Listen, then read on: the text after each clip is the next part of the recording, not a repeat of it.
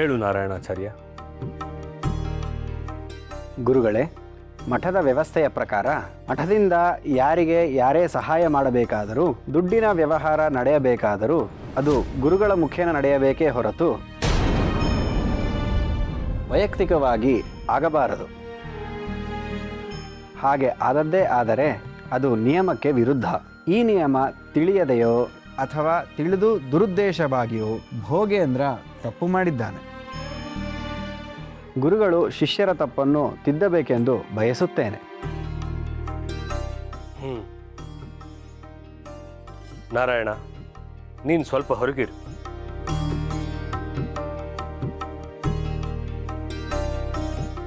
ಭೋಗೇಂದ್ರ ಮತ್ತು ಅನಂತ ಇವರಿಬ್ಬರನ್ನು ಹೊರತುಪಡಿಸಿ ಮಿಕ್ಕವರೆಲ್ಲ ಸ್ವಲ್ಪ ಹೊರಗಿರಿ.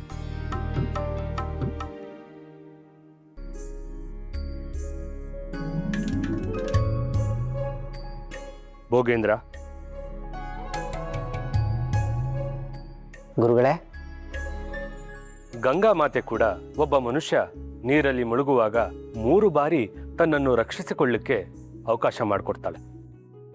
ಆದರೆ ಶ್ರೀಮಠ ನಿನಗೆ ಹಲವು ಬಾರಿ ಅವಕಾಶ ಕೊಟ್ಟಿದೆ. ನಿಮ್ಮ ತಂದೆಗಾದ ಶಿಕ್ಷೆಯಿಂದಾದರೂ ನೀನು ಬದಲಾಗಬೇಕಾಗಿತ್ತು. ಗುರುಗಳು ಕ್ಷಮಿಸ್ಬೇಕು. ಮಠದ ನಿಯಮ ಮೀರಿದ್ದು ತಪ್ಪೆ. ಆದರೆ ನಾನು ಧನ ಸಹಾಯ ಮಾಡಲು ಬಯಸಿದ್ದು ಹಾವು ಕಚ್ಚಿದ ಕೇಶವಾಚಾರ್ಯರ ಮಗನಿಗೆ ಸಹಾಯ ಆಗಲಿ ಅಂತ. ಸುಳ್ಳು ಸುಳ್ಳು ಹೇಳೋದಿಕ್ಕೂ ಒಂದು ಮಿತಿ ಇದೆ ಭೋಗೇಂದ್ರ. ನೀನು ಮಾಡೋ ಪ್ರತಿಯೊಂದು ಕೆಲಸ ನಮಗೆ ತಿಳಿದಿಲ್ಲ ಅಂತ ಅಂದ್ಕೊಳ್ಳೋದು ನಿನ್ನ ಮೂರ್ಖತನ. ವೆಂಕಟನಾಥನನ್ನ ಕಾವೇರಿ ಪಟ್ಟಣಕ್ಕೆ ಯಾಕೆ ಕಳಿಸಿದ್ದೀವಿ ಅಂತ ನೀವು ತಲೆ ಕೆಡಿಸ್ಕೊಂಡಿದ್ದೀರಿ.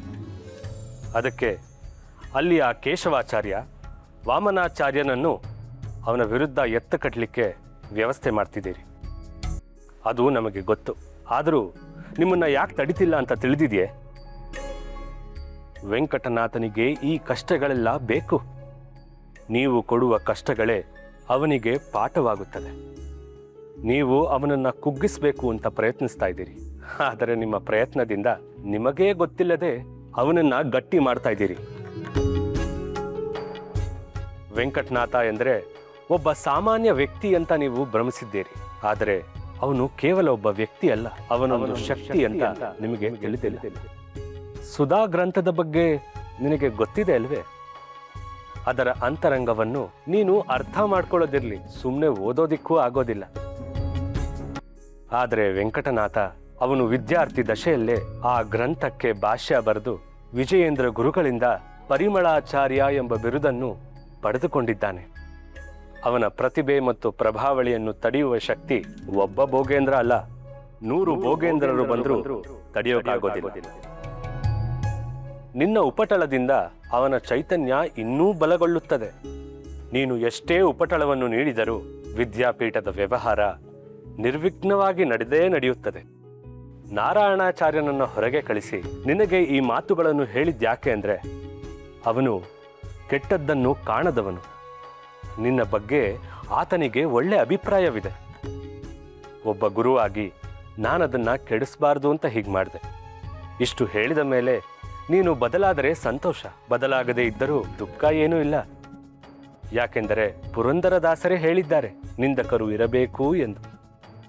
ನೋಡು ಭೋಗೇಂದ್ರ, ಕೇಶವಾಚಾರ್ಯ ಬದಲಾಗಿದ್ದಾನೆ.